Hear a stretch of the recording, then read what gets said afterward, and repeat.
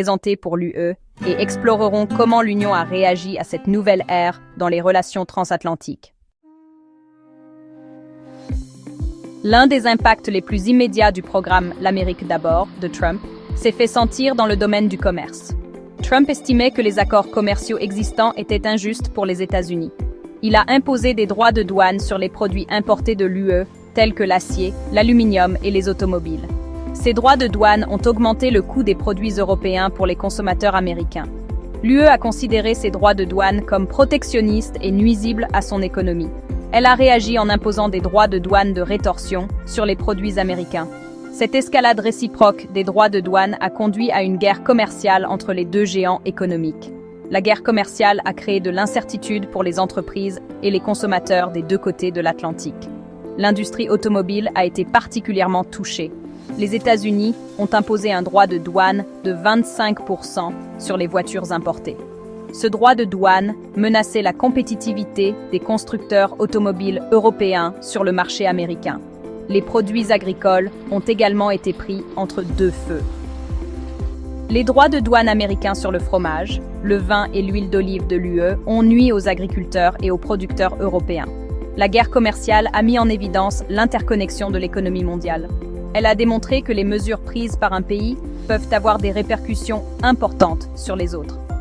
L'UE a cherché à atténuer les impacts négatifs de la guerre commerciale. Elle a recherché de nouveaux partenaires commerciaux et renforcé son marché intérieur. La position de l'administration Trump sur le changement climatique a marqué une rupture nette avec celle de l'UE. Trump a retiré les États-Unis de l'accord de Paris, un accord international historique visant à lutter contre le changement climatique. Il a soutenu que l'accord était préjudiciable aux intérêts économiques américains. L'UE, fervente défenseur de l'action climatique, a critiqué le retrait des États-Unis.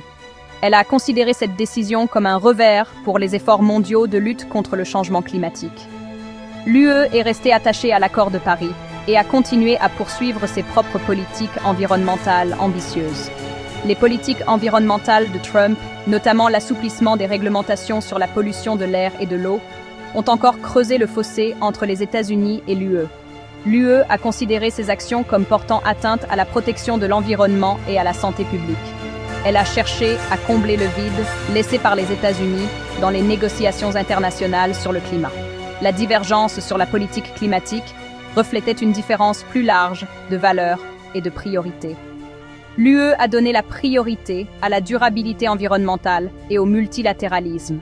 L'administration Trump, quant à elle, a mis l'accent sur la souveraineté nationale et la croissance économique, même au détriment de la protection de l'environnement. L'approche « l'Amérique d'abord » de Trump s'est étendue au-delà du commerce et de l'environnement.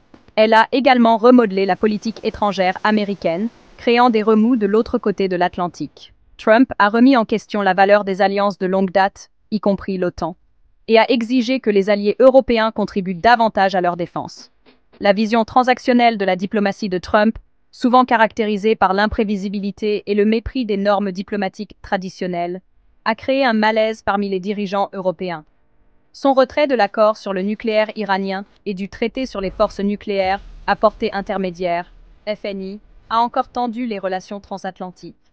L'UE s'est retrouvée à devoir naviguer dans une politique étrangère américaine plus affirmée et moins prévisible. Elle a cherché à préserver l'alliance transatlantique tout en affirmant sa propre autonomie stratégique.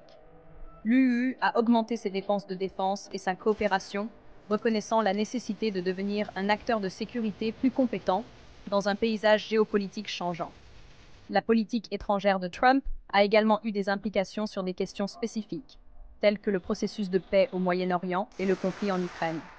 Ces décisions allaient souvent à l'encontre des positions de l'UE, obligeant l'Union à adopter un rôle plus indépendant et proactif dans les affaires internationales.